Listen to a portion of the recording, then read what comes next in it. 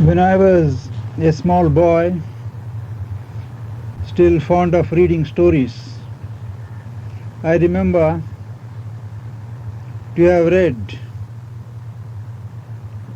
of a princess while hunting in the forest with her retinue, came across an ant hill with two bright dots. She was intrigued as to how the ant hill could have sparkling dots. So she took a small piercing grass blade and pierced into the sparkling holes. Immediately it appears there was a flow of blood, and the pretty princess was bewildered. Her followers rushed forward, and it was discovered that what she had thought to be an ant hill was in fact a sage had built their hill around that body, which was immobile. And what were the sparkling dots were his eyes. That the sage, in keeping with the traditions of the times, cursed that princess, and it took a large, pretty amount of bother and trouble to get out of the curse is another story which need not concern us today. I enjoyed it as a story, but it had always intrigued me whether it was not a poetical imagination. I left it there.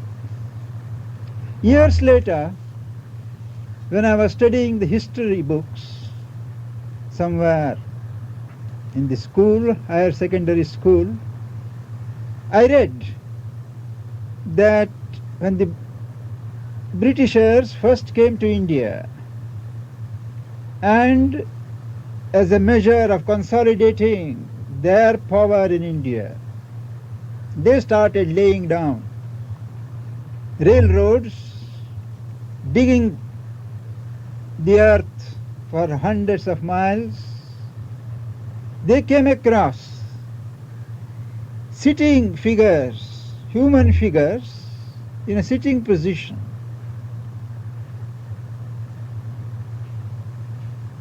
They were not dead, but obviously they were there, buried. I remember the previous reading of the Anthill Man, and it tickled me further to know that men could live for hundreds of years in a particular state. I remember to have asked someone whether these were fairy tales. They said no, they are historical records, and particularly during the days of the Indian Mutiny in 1857, number of such discoveries have been recorded.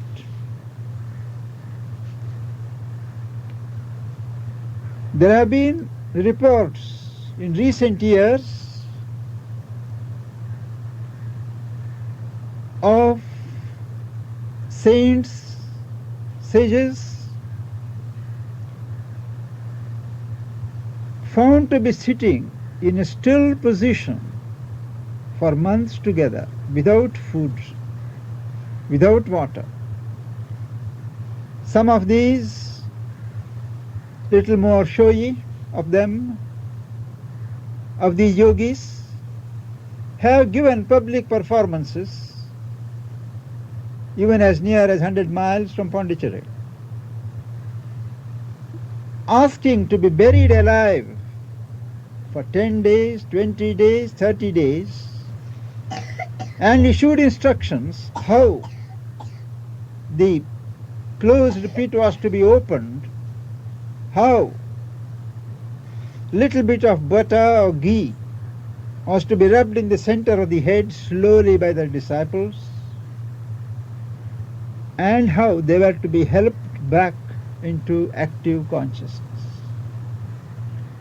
The government authorities, the police, doctors, all have attended these functions and have testified to the reality, to the actuality of the phenomena. There is, again,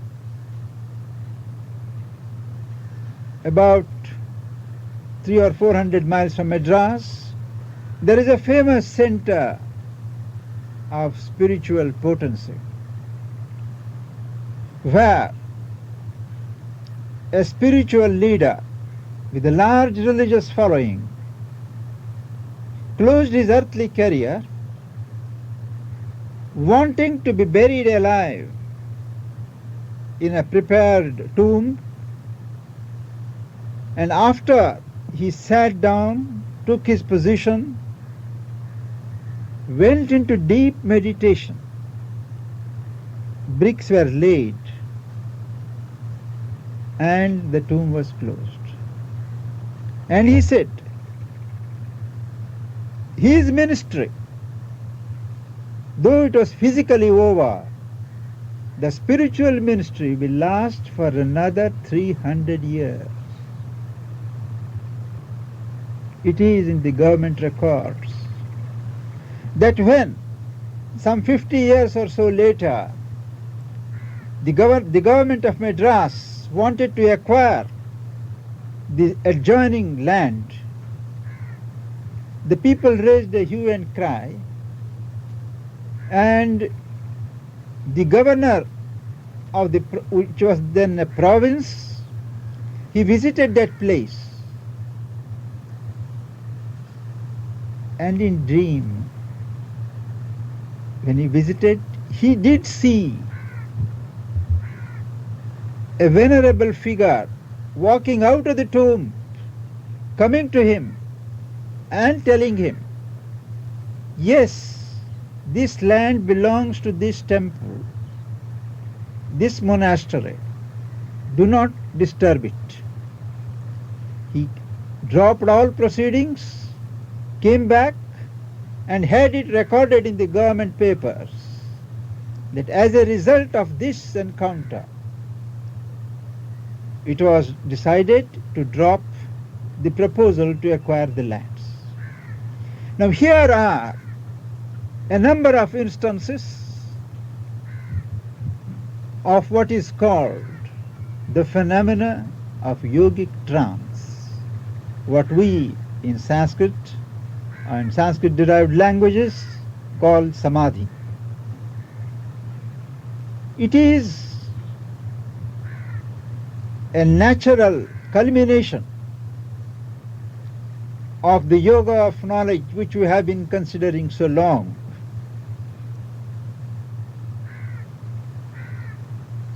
To practice and to acclimatize oneself to the state of the indrawing of one's consciousness or awareness more and more away from external preoccupations and converge all the faculties of consciousness to one object, maybe inwards or upwards. The destination is to release the consciousness, to focus the consciousness on a point, on a level, deeper or higher level, till it is completely lost to its surroundings. Necessarily, in that context, it means a withdrawal from the world. And after all, the aim of the traditional yoga of knowledge is to reject the world as if not a falsehood, an inferior order of reality. Even in the traditional yoga of love, of devotion, this increasing concentration of consciousness inward, away from contact with the external things, is cultivated in order to prepare the soul to be entirely occupied with the object of its adoration, so that it may not only lose itself in the presence, in the touch of the beloved, but be nothing more than a receptacle for the bliss that flows from the divine. In either case, the human consciousness is withdrawn, directed elsewhere, away from the world. Surely, this cannot be the role of trance in a yoga that we have been pursuing, the integral yoga. Here, one goes into the condition of trance not to draw away from the world, but to acquire a state of consciousness akin to the divine consciousness, the highest possible for the human system, and turn to the world from that poise, to think, to feel, and to act in that newly acquired and acclimatized consciousness.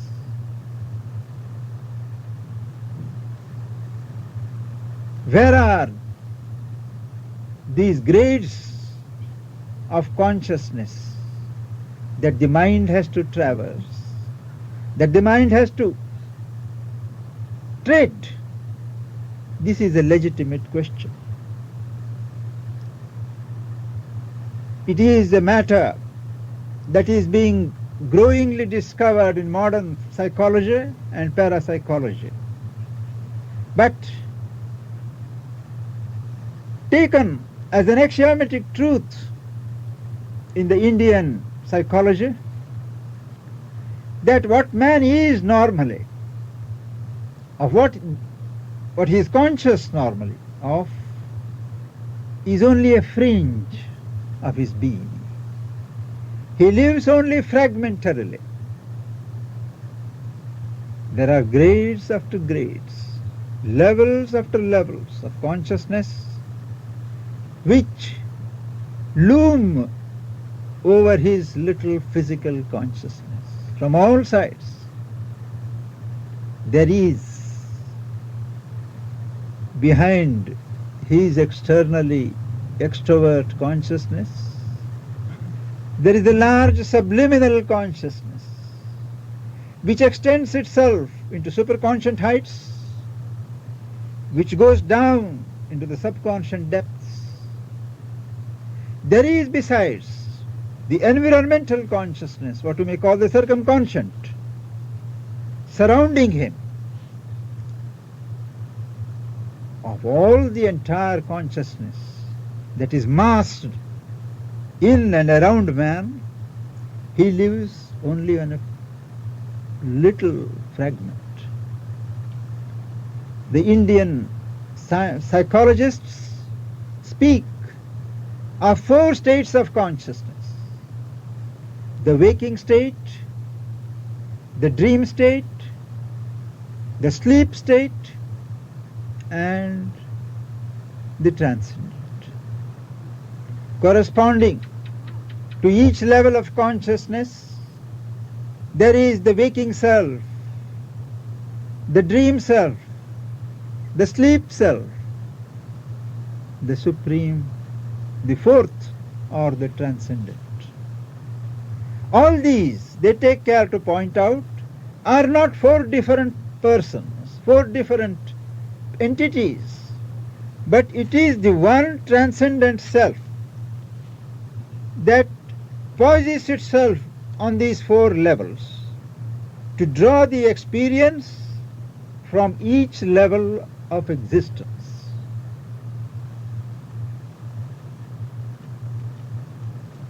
The range of each successive level is wider, larger than the previous one. We understand very well that when you speak of waking state, it means a state of awareness when we are conscious of all the external things, mostly through our senses or the sense-based mental operations.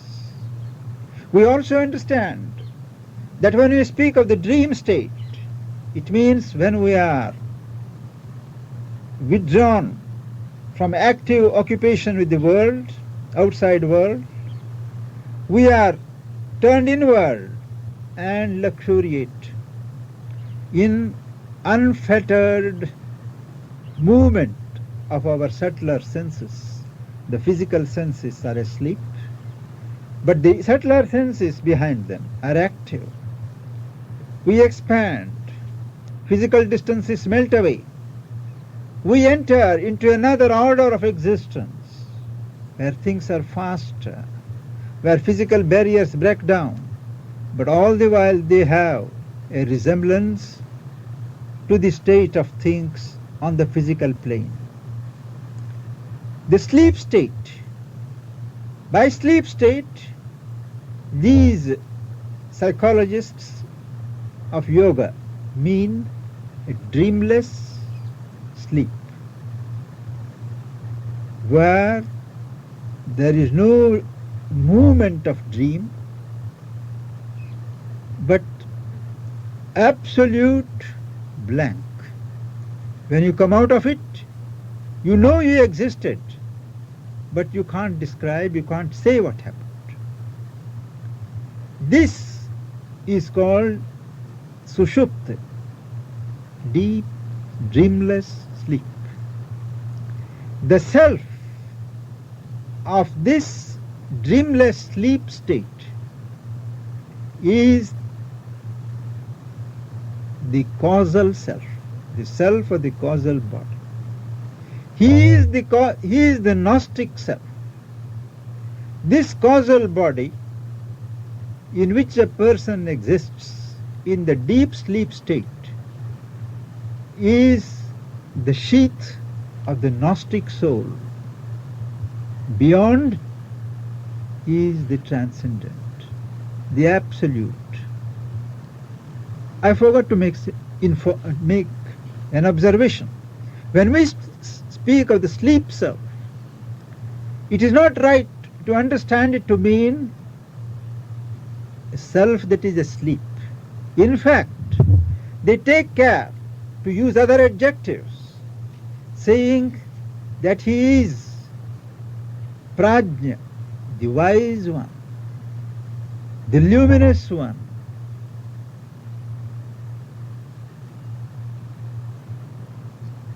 the Lord of knowledge. Is wide awake, more awake than any of the selves below.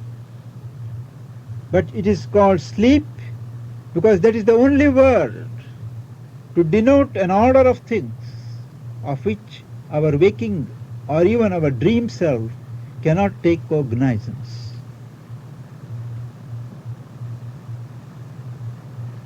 It is possible to enter into trance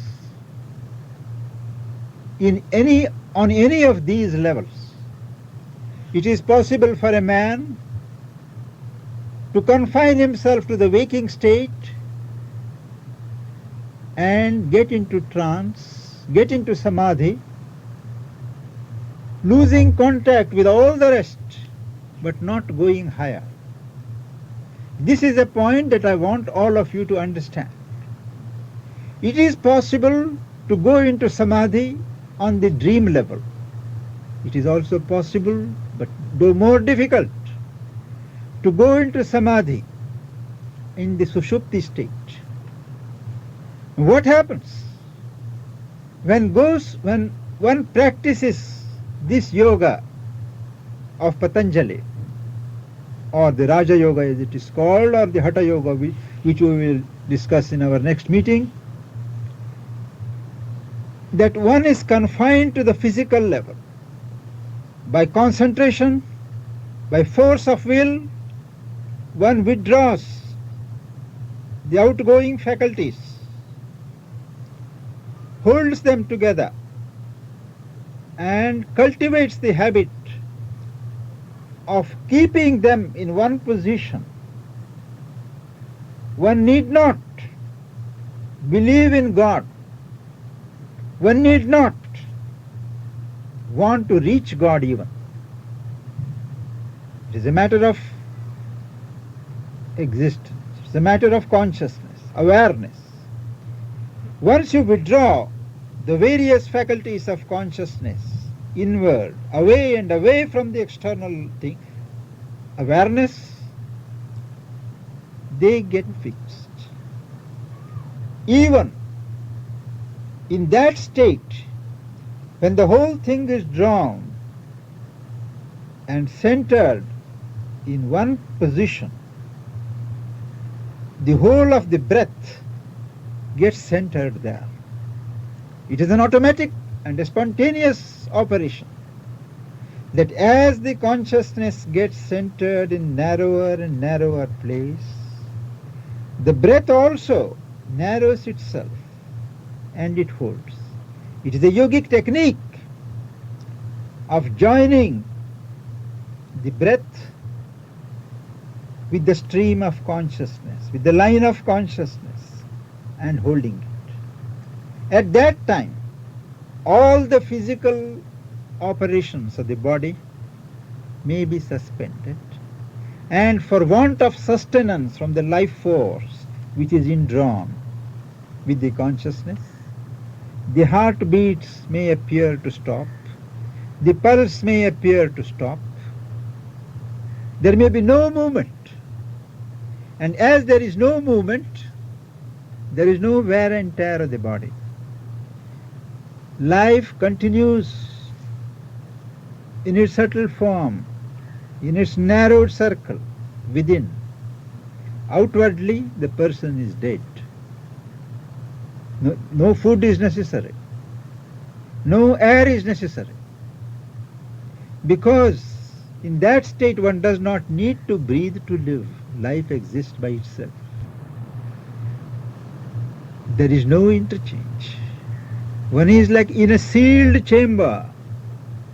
And this is the condition. One need not be spiritual. One need not believe in divine. It is a matter of technique, practice, and endurance. It is a siddhi, an accomplishment that is aimed in Hatha Yoga, where the technique is only of asanas, to accustom the body to immobile states, pranayam, the regulation and control of breath, to bring it into a desired movement, functioning. This would explain to you the phenomena that you may be reading in journals and papers of yogis living for hundreds of years, lost into their trance meditation. It is a siddhi which, however, has no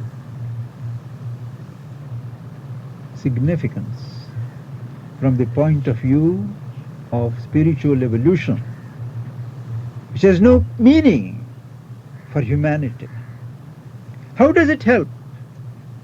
If I acquire a higher state of consciousness and use it to shut myself in, to live long, to be away from all trouble, how does it help the rest? It is an individual siddhi which is deprecated in the higher yogic tradition. There is then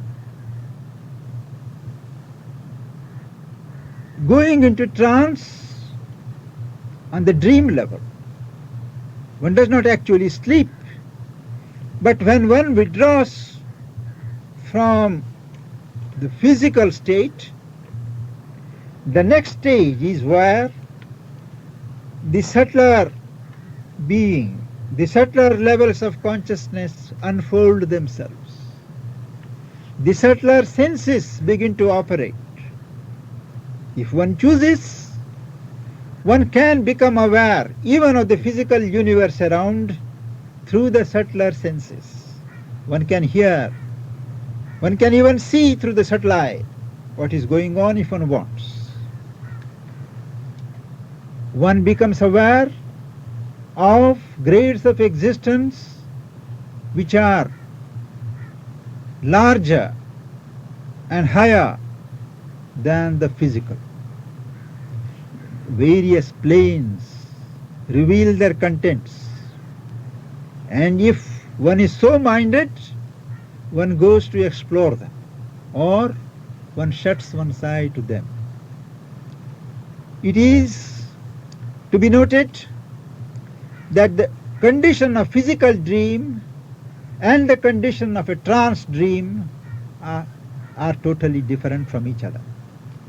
In the normal dream that we have, in the normal state of sleep, it is all a jumble of delayed reactions to touches and impacts in the day-to-day life, reactions of the senses which are half awake or three-quarter awake to impacts from outside, imaginations, subconscious impressions, all these coming up in a jumble. This is what happens. An unregulated, confusing movement which tires. Of course, there are types of dreams which are premonitory, dreams which are pleasant, but normally, for a man in ignorance, the state of dream is this. In the yogic trance, in the trance dream, however, there is a complete regulation of the movement of the subtle senses, regulated imagination, regulated perception. One sees, one gets the thoughts, one hears the sounds, but all in a regulated and a controlled manner. It is here, in the course of becoming conscious of levels of life which are higher than the physical, that one comes across, and if one chooses, one can take cognizance of what is called the subtle etheric atmosphere, where all that has happened, all that is happening, and what is to happen are found recorded. This is a continuous process that goes on in the universe. But the contents of the subtle ether, the subtle etheric slate, are shut in due to the gross sediments or layers of the physical ether. In the dream state of trance,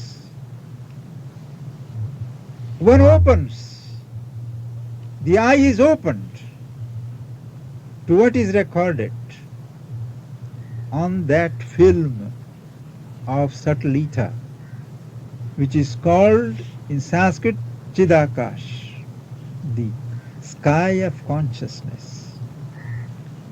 Sri Aurobindo describes graphically how what is recorded concerns not only the past, not only the present, but even the future. It is the memory of the future. How does the memory of the future come? He answers that to that eye of knowledge, the past, the present, and the future are all mapped out. It takes time for things to precipitate on earth, but on that level, they are all mapped out. If one has the eye to see, the perception to catch, one can know anything. It is a ray of this knowledge that comes in our waking states now and then. We call it clairaudience, clairvoyance. After this state of dream level is exhausted, the yogin withdraws still inwards, and there he enters into a state of which he can only report that I was in a state of bliss, but I do not know further. Because the human apparatus of recording as it is not yet equipped, is not yet developed enough to keep memory, to elongate the knowledge of those contents of that consciousness in the waking state. Still deeper, this, as I said, is the status of the Gnostic self in dreamless sleep, dreamless state.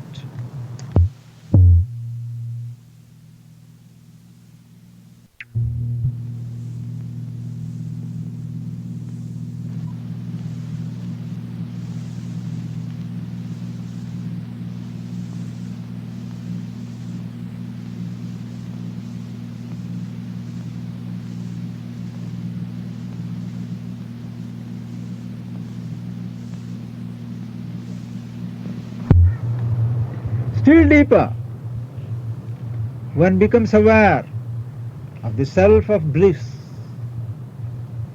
where even in that dream trance state, one is flooded with bliss.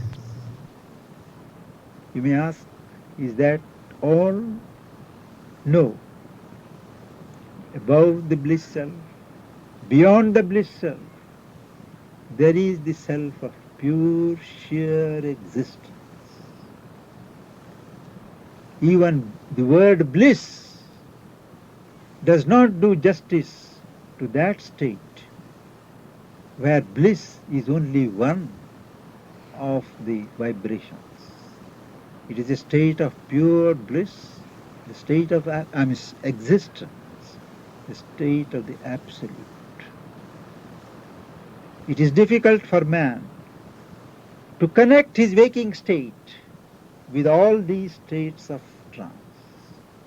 But by practice, in the measure in which the psychic being opens and learns to grow into the deeper and higher states of consciousness and hold the contents of that consciousness in its state, it is possible to forge a bridge between the outer state of consciousness and the deeper and still deeper states of trance. These states of trance do not have the same significance, the same role to play in the integral yoga as they have in the traditional yoga. They are meant to connect the waking consciousness to the different and higher levels of existence, normalize those states through peak periods of meditation called trance, establish links between the different levels of consciousness so that all those levels of consciousness which are realized could be gradually and increasingly embodied in the waking condition and utilized to manifest the divine who embodies himself in these several states of consciousness. Possible, one can arrive at these states of consciousness without going into trance. by opening oneself, keeping oneself receptive to the descent of the higher and higher states of consciousness, keeping always link with the external life. Without getting lost into the depths of trance, it is possible to receive in oneself first the reflections, then by identity the very body of this higher consciousness, and normalize it in oneself, so that in due time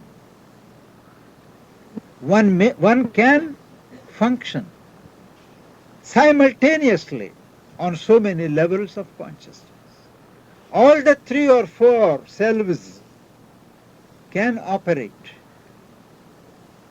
in the integral man. For that, after all, that is the significance of the integral man.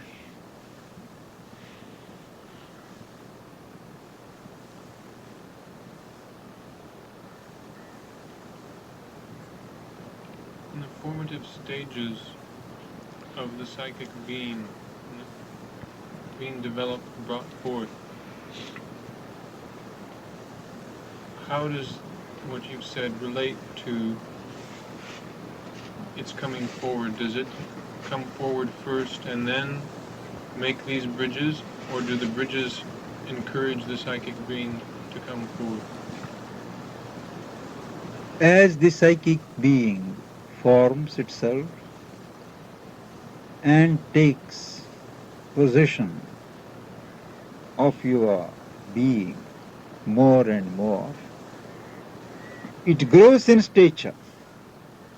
And in the very growth of this stature, points of contact are established at the next higher levels of consciousness. And it is through these points of contact that the higher levels of consciousness get entry into the waking condition of the seeker. One does not have to make a conscious effort as in the traditional yogic trance, but one has to keep vigilant and expand oneself as according to the demands of the psychic being. The consciousness grows, man has to cooperate in the expansion of the rule of the psychic being. In this yoga, it is a speciality that once the psychic being is awake, that takes charge of this sadhana. And the tact lies in attuning oneself, the rest of the nature, to the awakened psychic being. The psychic, after all, is a spark of God, of the divine. And as it awakens, it links the individual to the divine above or behind. The psychic being, you may say, forges the links by itself.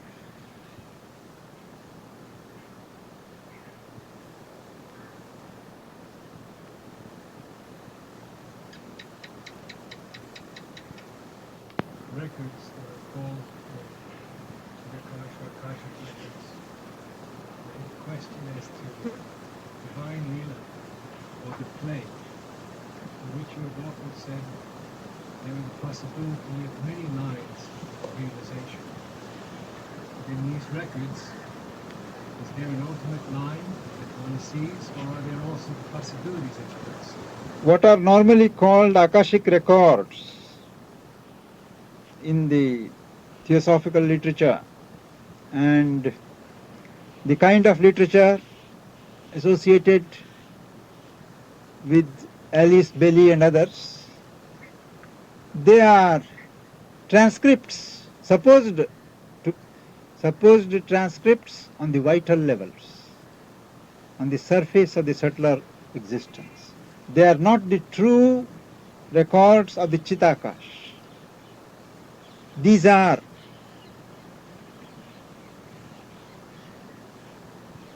misguiding writings or scripts on subtle physical or vital levels which mostly misguide man. They are not of truth origin. That is why 90% of the cases they misguide.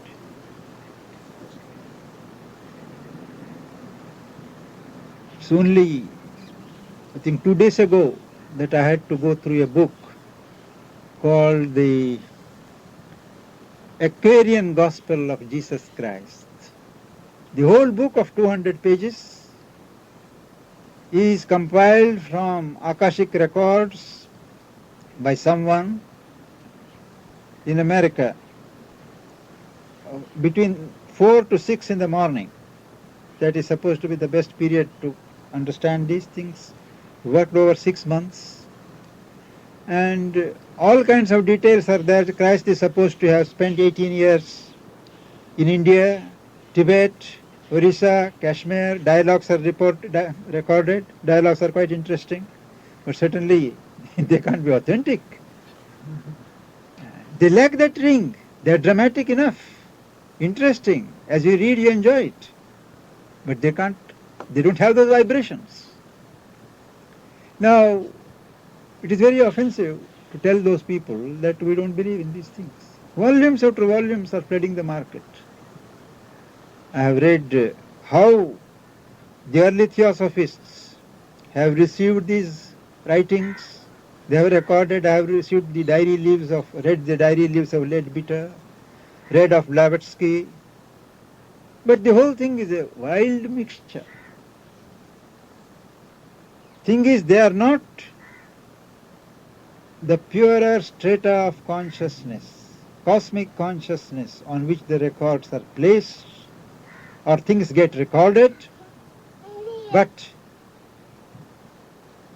interferences on the intermediate levels by entities which amuse themselves.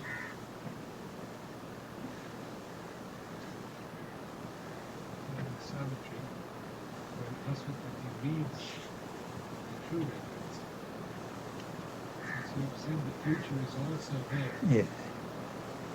is the future there to the extent of many possibilities, such as one's choice to leave the body? There is a realm where only possibilities are portrayed. There is a realm where what is determined, that is there. It has to be worked out. After all these possibilities struggle, it is that thing that will be worked out.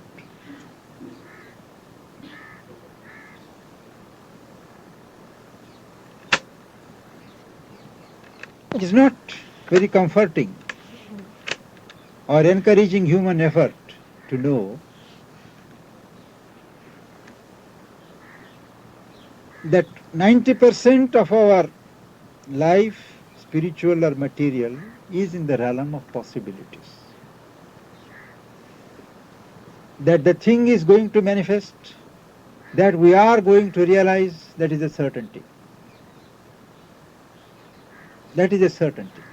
But the time factor, that is in the realm of possibilities.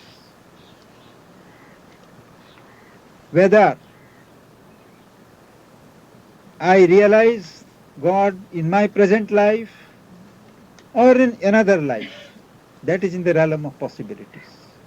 Certainty is that once I have set on the path, I am going to realize it. Because unless I was ready for it, unless I was meant for it, I would not be put on the path.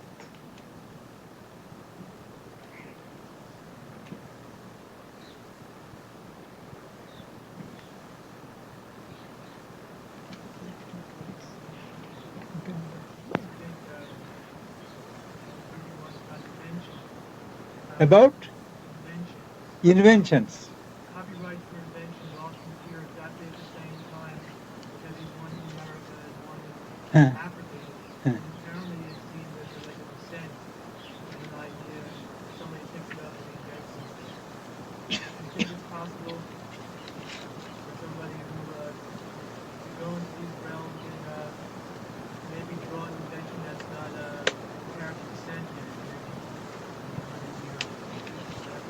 Yes, theoretically it is possible. It is possible. Because all that we invent here is there prearranged on a higher plane. What happens normally, that when that formation descends in the earth atmosphere, whoever is open to it, in whichever country, he receives it and he expresses it in the language that is natural to him, in the way that is normal to him. That is how you will find that the same inventions or the same ideas have been expressed or brought into existence in different countries at the same time. It is possible for one to go in consciousness to those levels, seize those things, and if one is developed, to bring it consciously and embody it on earth. It is possible.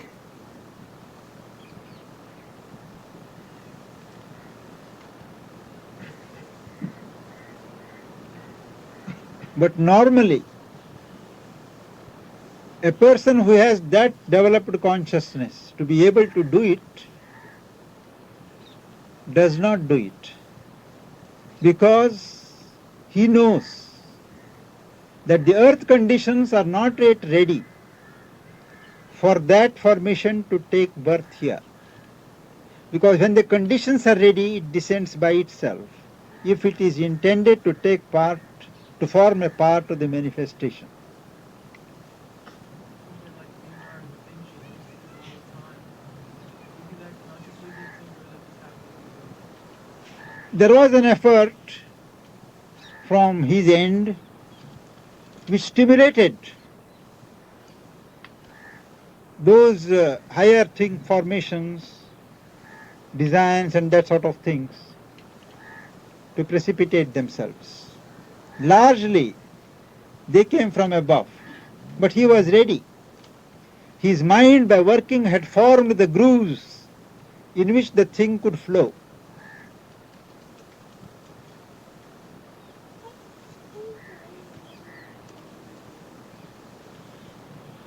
In fact, he was a being who was projected on earth precisely to precipitate those formations in earth existence.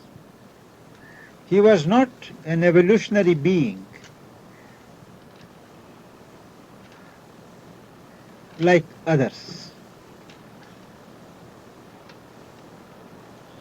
It is called a vibhuti, an emanation.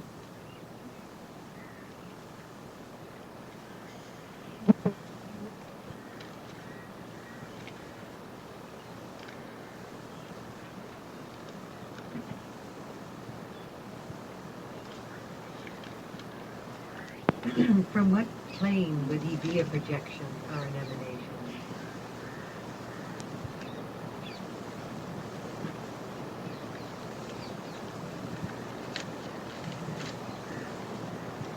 From the plane where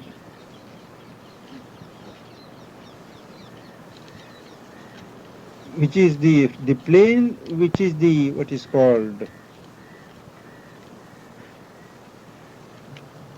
the typal plane of those things which he brought out.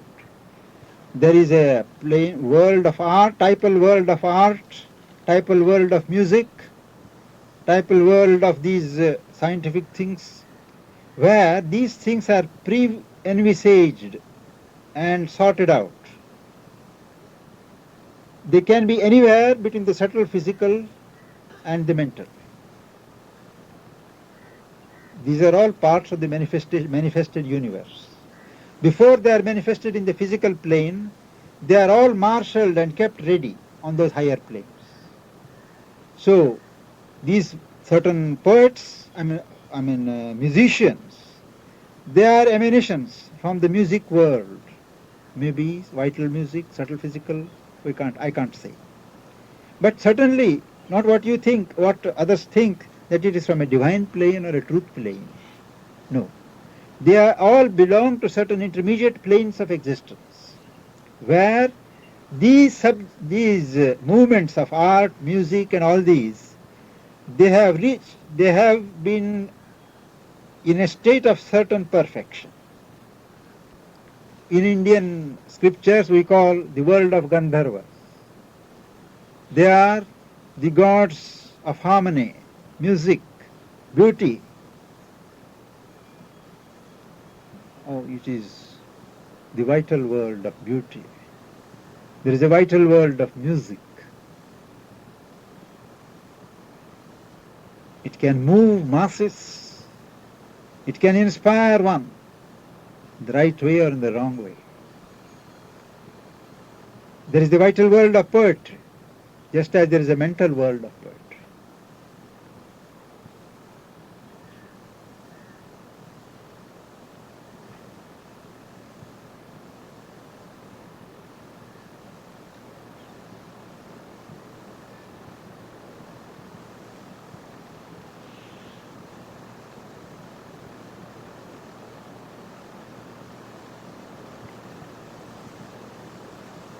Wanted to ask something? Yes. If a collective or group of artists wanted to draw down the highest possible consciousness, would there be a way to work towards that? Yes. If one aspires to the truth, to the highest divine that one has got fixed in his aspiration, to reveal itself in the appropriate or the highest art forms that are to manifest the truth, that truth chooses forms from the art world and precipitates them. Whether we receive them without deforming them is another question. Usually our own ideas, our own formations, if they are not my own or your own, from the collective, all these interfere. There is also a possibility between that world and our physical world there are other mischievous beings. They also may interfere, dilute. So there are so many intervening possibilities between the release of the right forms from that plane and the reception of them here on earth. But it is possible to move the highest, to reveal the right forms of art, of music, of architecture, which can render the truth, the highest truth to man. It is possible.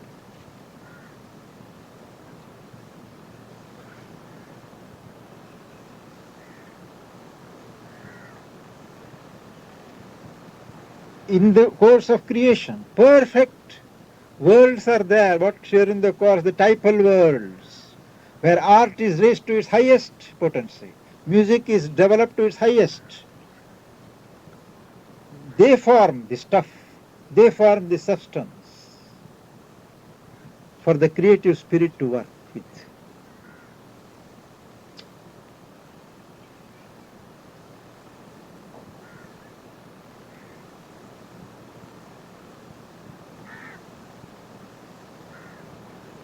If the power that comes in answer to our aspiration is from the truth plane,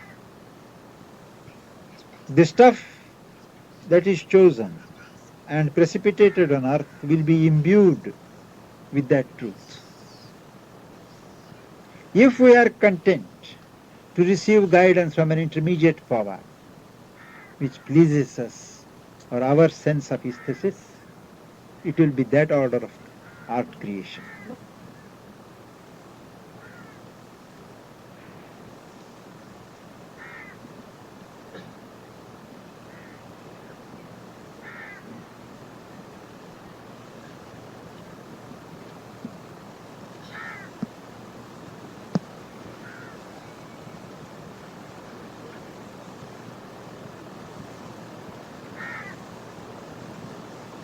Yeah, When the mother left her body, yeah. there was visual saying how the conscious you can be aware of the mother in the body. It seemed to me at the time it was quite natural that the mother couldn't leave until she took her shower. This was not something completely different that the mother as a personality, which is in the physical body, is still constantly The personality continues, but not in the sense of a physical personality. Personality need not be always physical. The physical is a front. Behind the physical, there are so many other personalities. So, there is a personality that continues to preside and guide, and it is very concrete. It may not be physical, it may not be physically perceptible, but it is there in the subtle form. The personality continues. Things are not dissolved into an impersonality. even so. I mean, the mother, the universal concept always had a projection. You can approach the mother after the personality also. Sure, window. But these like type of projection, I can't explain. She had, even when she was here in the body, she had both. Sri Aurobindo had explained in a different context, though, that as a personality,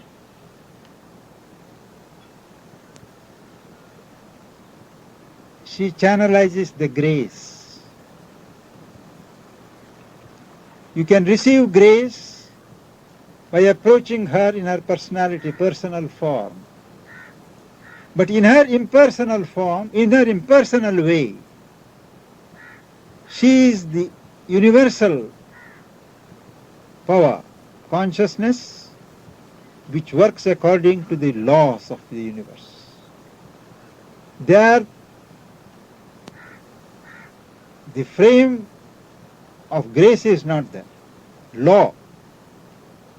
But in a personal aspect, when you approach her in a personal aspect, you bring into operation the action of grace. So that meant she had simultaneously two levels of functioning, the personal and the impersonal. Her leaving the physical body does not make any difference to this truth of her manifestation. She is and she will continue to be a personalized divinity for the work that she has undertaken.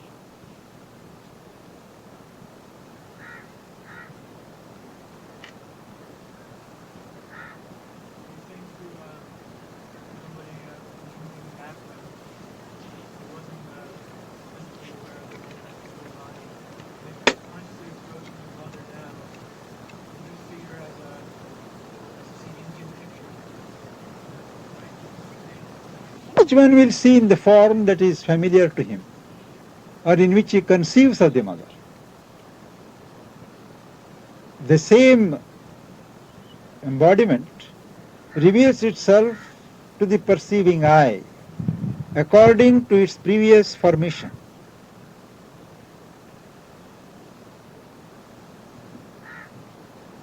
Those who have seen mother physically, she will always reveal herself in that form. Maybe a different luminosity and others, but essentially it will be the same form. That's I think I'm getting to what I was thinking. She's taken, if I see she's taken on a new body in the sun, but it's very concrete, and I would assume anybody approaching her would perceive this particular form, otherwise, No, they will recognize her, that it is she. The form will be recognizable.